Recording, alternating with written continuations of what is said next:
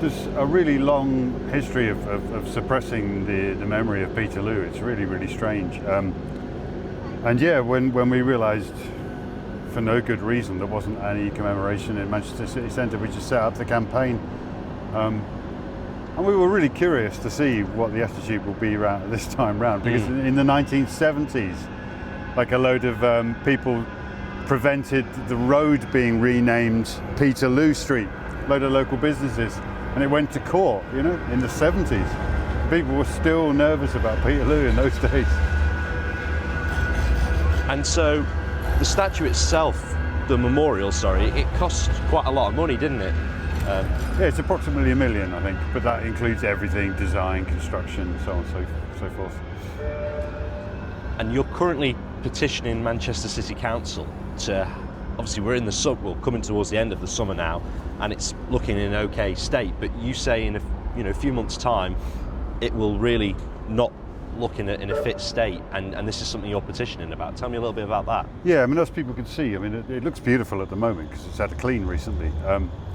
And each of these stones are from local quarries, trying to represent the local area, all the people who came along into town from all the surrounding districts. So yeah, but it makes it really susceptible to mould. Yeah, in 6 months' time, it's going to look really grey and green. So it needs a special treatment in order not to get into that condition. There's a very simple fungicidal spray can be put on it. So that's what we're petitioning the council to do. We don't want people to look at this and think, is nobody proud of this? It's just been left to kind of go all grey and look sort of rotten, because it's so much about the beauty of the stone as well. Yeah, we're going to really push hard to have it properly cleaned. So does this happen most years then? That it gets... Manchester weather. Yeah. Some years yes, some years not. It partly depends on things like the state of what's called the grouting in between the bricks. That can have an impact.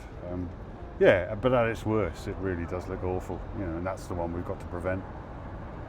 And so, why do you think you've had to do this petition? Is that because no one from the council is currently listening to you, or? Well, everybody's tight for money at the moment, so we thought, let's see. We're negotiating with them at the moment. Let's see how that goes on. But at the bottom line is we do have to show, well, look, there's a lot of people in support of this. We're not being silly about it.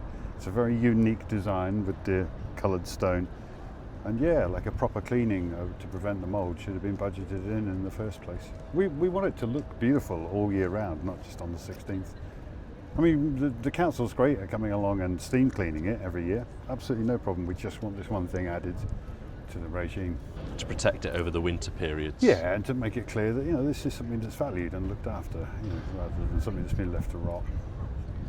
And I suppose it's important that we, protect these memorials, because it teaches us so much about the past, and if we don't care for them, then I suppose it's quite an issue.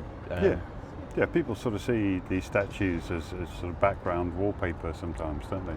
But when you know the story that goes into them and just how electric Manchester's history is politically, it's one of the strangest places in the world. All these different forces come together and you end up with things like Peterloo. So yeah, it's incredibly important to remember our history, absolutely, and not let it turn into wallpaper. And particularly because,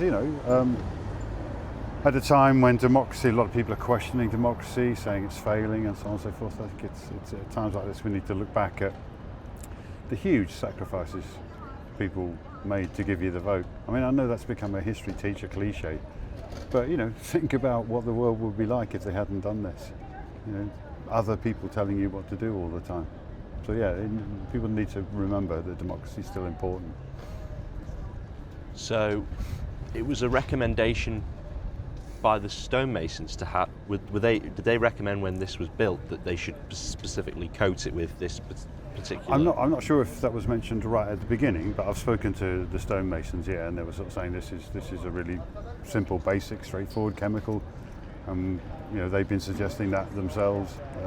So yeah, we know. They're the experts. We didn't want to sort of be recommending something that might tarnish the metal, for instance, or might have kind of like ecological consequences.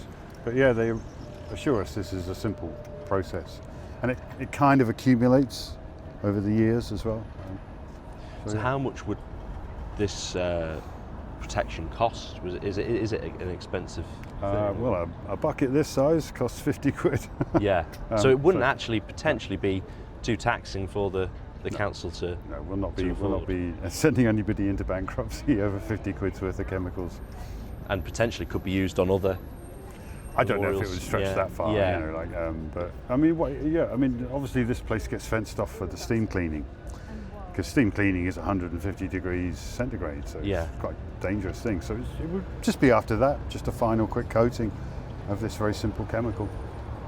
And on a day like today, it's very, this is Manchester city centre. It's very busy, and we've seen people taking their pictures around this monument, and it's clearly something that people want to come and look at. Yeah, we have to show that we value it and we care for it.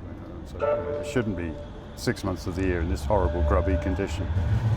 So yeah, I hope people will support the petition.